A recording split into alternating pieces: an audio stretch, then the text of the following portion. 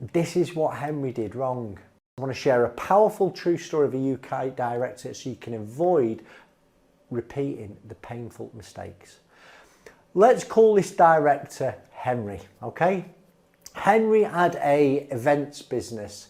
He had a little team that he'd employed for a long time. Everything seemed stable, okay? Until two things happened.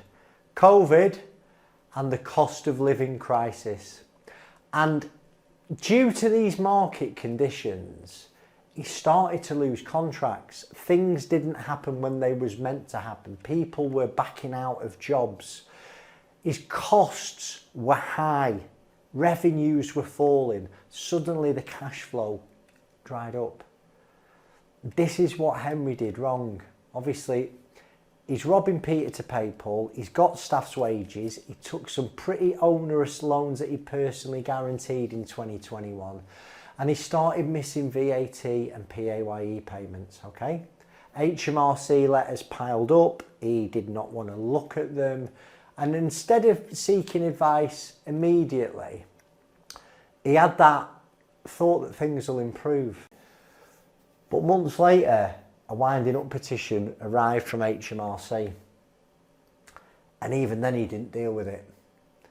He went to court, got an adjournment himself, and still didn't reach out for advice.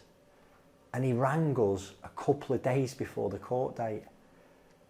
And we tried to get him representation. The judge went, no, you've had one chance, we're winding you up. And it got forced into compulsory liquidation.